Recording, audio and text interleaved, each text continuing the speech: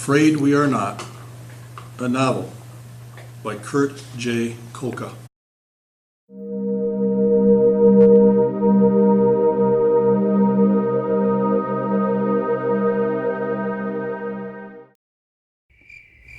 Prologue, summer 1969. His body tore through the prickly branches of bushes. They ripped at his bare arms and cheek. The only sound he was sure he was hearing was his own breathing and footfalls upon the forest trail. Yet he believed he could hear more footsteps behind him, getting closer. To his right was the steep hill leading to the school track and the adjacent elementary school. To his left, a mix of white and red pines and cedar trees. Large ferns hid the ground and whatever slithered beneath them. Thick black muck guarded access to the gentle river beyond.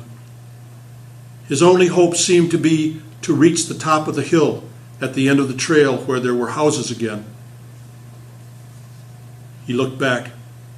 No sign of anyone following, but the sandy trail was ever curving, obscuring his view. He just knew he was being pursued. If he stopped, he was dead. 9-year-old Jan Richards rushed down the pathway at his top speed. He knew he wasn't real fast, but what else could he do? His tennis shoes kicked up sand and golden red pine needles off the foot trail as he dashed ahead. His windpipe was becoming a dust rag, picking up all sorts of pollen. That meant one thing: his asthma would soon be kicking in. "Sissy boy, you're dead meat." The voice of Mark Fury sounded closer now. He must be gaining on him. Keep going, Jan told himself. You can do this, you really can. Little faster, just a little. The path should start going up just ahead. After that, there were houses and people, grown-ups. Jan gritted his teeth to squeeze out just a little more speed. Mark might catch up while he was charging up the hill. It was harder running uphill. Don't look back. Run. Run. Then, just as he felt like he might be gaining a little more speed, the thick root of a white pine grabbed his foot. It sent him flying toward the forest and downward. As he struck the ground to the left on his shoulder, he crashed through ferns and rolled over to a fallen tree before stopping. Now the wheezing started. Jan clamped his left hand over his mouth to suppress the noise. That's when the other voice kicked in. "That was so stupid! Why didn't you watch where you were going?" His left shoulder ached from striking the ground. At least he didn't land in the muck. The dirt was still solid here. Pushing himself back against the tree, he kept low. Ferns, the white pine, and a cedar tree hid him from the path. Then came the thunder of footfalls upon the sandy trail. Mark Fury blazed by with eyes set straight ahead. Within a few seconds, Jan could no longer hear Mark's footsteps. Tripping and falling out of sight was not the most manly thing to do, yet it seemed a better ending than what might have been with Mark on his trail. Jan shoved his right hand into his pants pocket. At the bottom was the cylindrical object he needed. Removing the inhaler, he quickly took 2 puffs. They left a bad aftertaste, but would get him breathing regularly again. Slowly and soundlessly, he picked himself up out of the black dirt and little green plant shoots around him. All was silent, except for the river flowing over rocks and branches about 15 feet away. Jan felt something prickly against his neck. His left hand left his mouth and reached back around. Pine needles. He pulled them out of his hair and looked at them. Had he not felt them, he probably wouldn't have noticed them at all. Their color was similar to his own light red hair. The needles were just a little softer in color. Slipping the inhaler back into his pocket, he stepped forward, peered through some tree branches.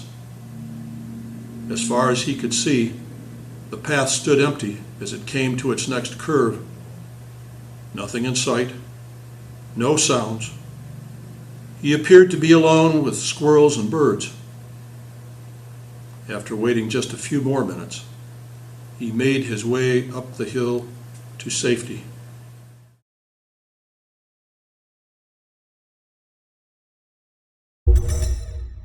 That night, Jan came out of his bedroom in his pajamas. His shoulder ached a little from his fall on the path earlier. He peered around the lamp sitting on the side table next to his doorway. His parents sat at the far end of the light blue living room, talking in hushed tones. "I still think it's too bad about that Corey boy," his mother said. "Yeah, but he was always a bit of an oddball," said Dad. "Well, that doesn't make it any less sad," Marge added. "He just graduated a year ago. He had his whole life ahead of him. What would make him do that?" "Like I said, he was an oddball. Remember, he worked at the flower shop." "Oh, what does that have to do with anything?" "It tells you he wasn't quite a normal boy." "Oh, you men." Jan stepped out into the open. "Well, there's my little man," Mom said. "On his way to becoming a big man," Dad added. He ran over to his auburn-haired mother, who wrapped her arms tightly around him. Then, backing her head up, she began assaulting him with kisses all around his face. "But you'll always be Mama's boy, won't you? Now cut that out. Jan's going to be a tough guy. Too much mussy stuff weakens the muscles." "Come here," said his dad, grinning widely, as he sat on the couch in a pair of dark pants and undershirt. In its rolled sleeve, the undershirt held tight to a cigarette pack, like a holster holding a six-shooter. His dad's black, close-cropped crew cut made him look so strong and tough. His mustache lined up perfectly with the edges of his lip. Jan and his dad shook hands. His dad's paw-like hand swallowed Jan's in its grasp, but shook it gently. Dad grinned again, gave him a quick wink. It made Jan's heart jump when he did that. He looked down at the newspaper pile at his dad's feet. "Dad, can I read them one more time?" "Sure. But just once more," Mom said. "You will, right, son?" Jan smiled. "A boy has to have his adventures." Dad winked again. "You men." Jan scooped up the newspaper comic section off the floor and ran off toward his bedroom. Leaping onto his bed, he turned on the nightlight and peeled back the pages until he found Dick Tracy and the Phantom. As he read through the strips once more, he could hear his parents talking in hushed voices again. "You gotta stop babying that boy, Marge. Too much cuddling ain't good for boys. All this protecting him all the time while I'm gone has got to stop. Do you want him to turn out to be a sissy?" "Oh, now you're exaggerating, Sam. Stop it. The world is rough on boys. They gotta be tough to make it." "The world is rough on everyone. You don't know what's expected of boys, Marge. There are things he has to get through in this life that girls don't. Expectations. He's got to know what it takes." "What it takes for what, Sam?" "I can't explain it to a woman. You wouldn't understand, but I want Jan to be a real man." "I've never met a boy yet who turned out to be a woman.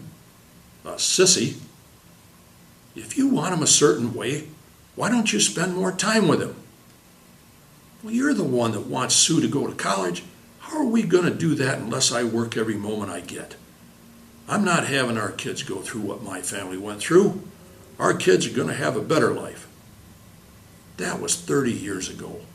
The world is different now. Still, I don't want Sue to miss this opportunity to better herself. "Well, I just want our son to be a real man, Marge. He's got to learn to be tough." From his bedroom, Jan stared at the comic strip, but wasn't reading any more. Even in hushed tones, their words carried underneath his bedroom door. He knew sissies were boys who were girl-like. He just wasn't sure what all that meant. His dad made it sound like boys would become girls. How'd that happen? Did too many hugs from moms make boys' private parts shrink up, leaving him looking like a girl? Jan sure hadn't been tough today. If his dad knew he hadn't fought back against Mark Fury, it probably would have made him mad. Boys were supposed to fight. It was in every Western and Tarzan movie they ever watched together. Even in the Bible, God sometimes told people to go to war. That meant fighting. And God told men to be brave and strong. And yet, Jan's Sunday school teacher, Mrs. Beach, had told his class about how Jesus wanted boys to turn the other cheek because fighting didn't show others God's love. That made no sense. A boy couldn't be a brave fighter and a sissy. Jan flung the comic section down on the floor. To be honest, Jan never felt brave when Mark or some of the other boys were around. He felt terrified. Name-calling, challenges to fight fired from their lips. What would his dad think if he knew how Jan felt? Do you want him to turn out to be a sissy? A sissy? The negative voice echoing his dad's voice came back into his head. Maybe his dad thought he was becoming one. Mark Fury said he already was one. His dad was definitely angry about Jan becoming one. If God wanted men to be strong and brave, he must really hate sissies too. Was God ashamed of Jan for running from bullies? Would God leave him? Does he walk away and not come back at some point? Jan began to feel tears run down his cheeks. Only sissies cry. I don't want to be a sissy. But what if I can't help it? Jan wondered. His whole body shook at the words in his head. That's when his stomach started to churn. There was a sharp pain, too. He squeezed his eyes shut and gritted his teeth. Arms hugged his abdomen. He wanted to call for his mom, but after what his dad had said, he didn't want them to see him not being able to handle a little stomach pain.